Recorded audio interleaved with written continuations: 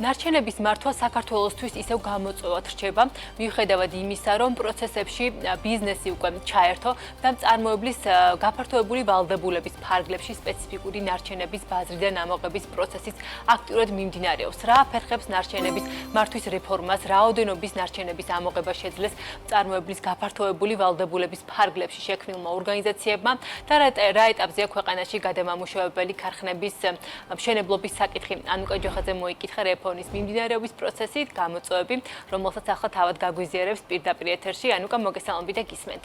ნარჩენების მართვის ეფექტიანი სისტემის დანერგვა, როგორც ცნობილია, ევროკავშირთან ასოცირების დღის წესრიგის ნაწილია. ქვეყანას 2015 წლიდან ნარჩენების მართვის კოდექსი აქვს, შემოვიღეთ მწარმოებლის გაფართოებული ვალდებულების პრინციპიც.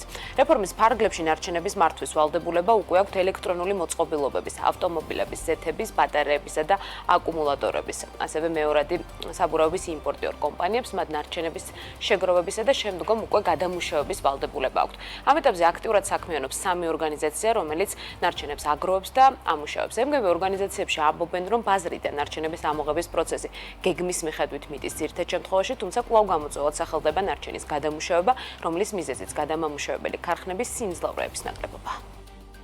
საბურავის გადამუშავება რჩება პრობლემად. ეხლა რეალურად რო ავიღოთ, არის მცირე საწარმოები, რომლებსაც იმდენი მარაგი აქვს უკვე რამდენიმე წელი ეყოფათ. და არის თქვა ცემენტის ქარხანა, რომელსაც ასევე ნებართვა აქვს და ნახშირის ალტერნატივად წვავს ენერგიის აღდგენის მიზნით. ხო, საბურავებს, მაგრამ რეალურად გადამუშავება და მისგან თქვა გადამუშავებული პროდუქტის მიღება დღეს ფაქტიურად შეუძლებელია. ელექტრომოწყობილობის მიმართულებით ყავს კონტრაქტორი კომპანია, რომელიც ამუშავებს ამას, თუმცა მისი წარმოდობაც არ არის საკმარისი. ექსპორტზე ძირითადად გადის მეორეული ზეთი, იმიტომ რომ საქართველოში მისი გადამუშავება პრაქტიკულად ვერ ხდება, ან თუ ხდება ძალიან მცირე სიმძლავრეებით. ნევრალური საბურავებთან დაკავშირებით მისი ნაწილი დაჭრილ მდგომარეობაში გადის ექსპორტზე, თუმცა არსებული ქარხანა, რომელიც ამუშავებს, არის ძალიან მცირე სიმძლავრის და ამის გამო ჯერ ხდება ასე ვთქვათ დასაწყობება ამ მეორეული საბურავების, შემდეგ უკვე გადატანა ქარხანაში, რის გამოც ესე ვთქვათ ციკლი არ არის სწორად დაწყობილი. გადამამუშავებელი ქარხნების სიმძლავრეების ნაკლებობაზე ბიზნესი მას შემდეგ საუბრობს, რაც მწარმოებლის გაფართოებული ვალდებულების ფარგლებში 4 რეგლამენტი ძალაში შევიდა. ბაზარი პროცესს შეგვიძლია ვთქვათ, რომ მზად ვერ შეხვდა, რასაც თავისი მიზეზები აქვს. ემგები ორგანიზაციების წარმომადგენლები აცხადებენ, რომ კერძო სექტორისთვის გადამამუშავებელი ქარხნები, მომგებენი ბიზნესი არ არის, შესაბამისად საჭიროა წამახალისებელი მექანიზმების შემოღება, რაზეც სახელმწიფოსთან მუშაობენ და უკვე თითქმის ფინალში არიან გასულები. მზადაა საინვესტიციო პროექტები, რომელიც როგორც მეორეული საბურავების, ზეთების, აკუმულატორების, ელექტრონული ნარჩენის გადამამუშავებელი ქარხნების მშენებლობას გულისხმობს.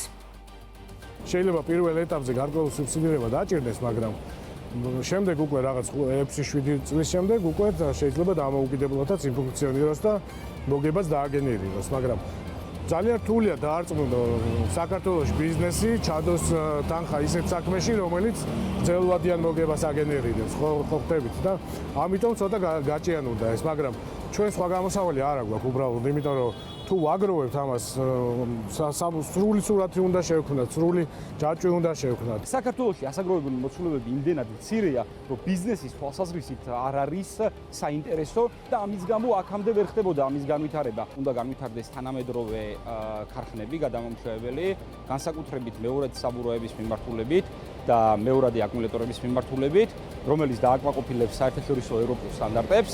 ამასთან დაკავშირებით ჩვენი მხრიდან პარტნიორებთან ერთად მიდის აქტიური მუშაობა და ვფიქრობთ, რომ აწარმოე საქართველოს ხელშეწყობით მოვახერხებთ საბოლოო დრო მცირე სიმძლავრის, თუმცა საქართველოს რეალობაზე მორგებული საწარმოები გავაკეთებთ. ამ დროისთვის ზალაშენ წარმოებლის გაფართოებული ვალდებულების 4 რეგლამენტია, რომელიც მეორეული საბურავების, ზეთების, აკუმულატორებისა და ელექტრონული მოწყობილობების შეგროვებას არეგულირებს. ამ დრომდე დამტკიცების მოლოდინშია დარჩენილი 2 შესაბუთი ნარჩენებისა და მეორეული ავტომობილების შესახებ რეგლამენტები. ბიზნესი მეორეული ავტომობილების ნარჩენის შესახებ რეგლამენტის მიღებას უახლოეს პერიოდში ელოდება და მათ შორის უკვე იგეგმება შესაბამისი ქარხნის პროექტის განხორციელებაც. ამ დრომდე ბუნდოვანება რჩება ისევ მოცულობით ყველაზე დიდ ნარჩენთან დაკავშირებით, კერძო სექტორს არ აქვს ინფორმაცია, როდის და რა სახით მოხდება შესაბუთი ნარჩენების შესახებ რეგლამენტის მიღება. საკითხზე საკანონმდებლო ორგანოში მსჯელობა საჯაროდ ჯერ ისევ არ დაწყებულა. მადლობა ანუკა, ეს ანუკა ჯოხაძე იყო, რომელმაც გაგვაცნო თუ რა ეტაპზეა ნარჩენების მართვის რეფორმა.